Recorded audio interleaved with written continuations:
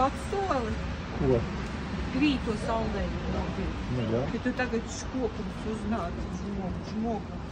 Tipa, mums jau ārā vasaras septembris. Tas, kad dūmi nāk, papūt. Dūmi. Vēl papūt. Man dūmi nenāk, es Vēl nepīpēju. papūt, jā. Tavs stāna būtu, tā neredz. Tagad redzēju.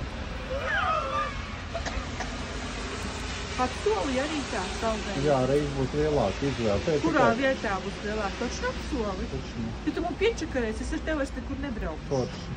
Kas forši? Tu negribi ar mani nekur braukt? Es negribu visu laiku pēc stūras sēdēt. Bet tu apsoli, ja? Kas pat pišķikiem, kad mēs atrodamies? Viņi jau nezina. Pat pišķiki, mēs esam Šveicē. Nē, viņi zina, tāpēc, ka es uzrakstu sveicienu no Šveices. Bet, video neliecina, ka Nē, mēs video neliecina. Mēs esam Šveicē, mēs esam netālu no robežas, tepat arī blakus pilsētvalsts Vadūza, kur visi autobraucēji brauc ar mašīnām ar melniem numuriem. Un mēs atradām te pārkingu pie benzīna tanka un veikala. Pa lielam te visur tikai var 4 stundas stāvēt, bet ja nav slinkums un paiet mazliet tālāk, tad atrod pārkingu, kur nav laika ierobežojumi. Tā kā mēs esam atraduši naktsmītni un vietu, kur pavakrinot. Un puiši pabrok.